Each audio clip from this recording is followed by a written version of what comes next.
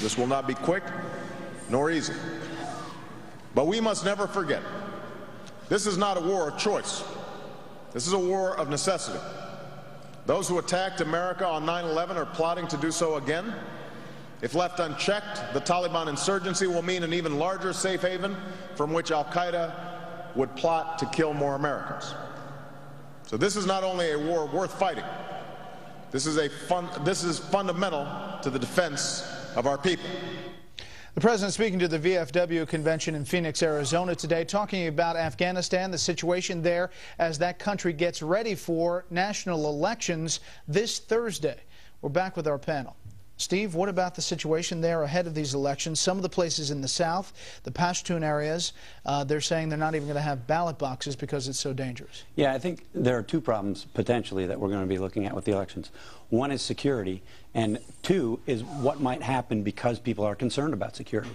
If you have vast numbers of Afghans who don't show up, what does that do to the legitimacy of the election afterwards, looking back? And, you know, the president touched on it a lot today, AB, in this speech, about how this war is a necessity and portrayed it as the good war, if you will, as we've talked about before on this panel. What was your take on what he said and what the administration's doing? Well, he has to make a case. He's doubled the troop levels since he came into office. We expect another increase. When General McChrystal's report comes in, it will be an extremely tough sell on Capitol Hill with his own party. Public support for this war is waning. He's going to continue to make the case it's a winnable war, but that is a huge debate right now. It really looks like this is going to become, you know, his Iraq war, where the public was on board for that one, but they're war weary, and the context now is an extremely anxious country, broke and jobless, in deficit and debt. And really, I think those numbers on the war will continue to move downward, and I think it's an uphill battle for him to earn more, to get a hold of more resources and more support for that war. So your sense is there's a deadline on Capitol Hill for how long he has in Afghanistan? The window is closing. I think Obama understands that, and that's why if you watch and you listen to him, his speech he gave today to the VFW, if you listen carefully, he's already beginning a tactical retreat. When we heard in that clip, he talked about defending us against al-Qaeda. He defines the war in Afghanistan entirely in terms of al-Qaeda, not Afghanistan.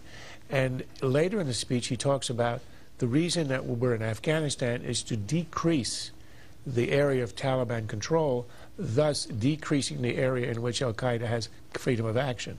If you look at the war that way, and your intention is to fight to defeat al-Qaeda, he's used the word dismantle and defeat al-Qaeda, then what you're arguing in favor of is a war in Afghanistan, which is a war of containment against expansion of the Taliban.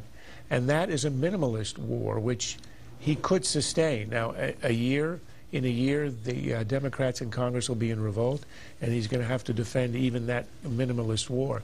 But he's not talking about remaking the country, establishing a democracy, or anything of that sort. But George W. Bush would have said something like this to prevent a safe haven in Afghanistan, and I remember speeches in which he made that very point. Except that very early on, when we had that swift victory, and we won astonishingly quickly with very few casualties, and defeated the Taliban and got them out of power, it looked as if we might be able to remake Afghanistan and hold it as an entity and as a democracy.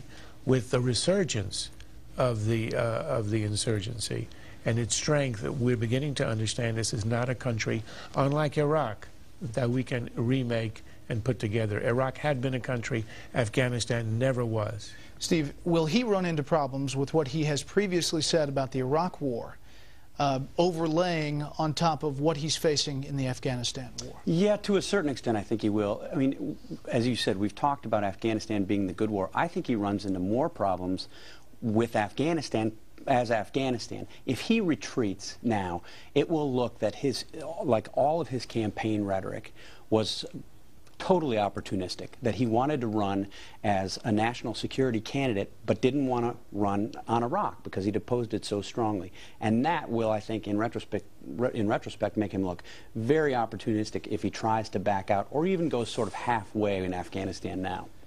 That's it for the panel, but stay tuned to see the latest example of a company cutting corners during tough times.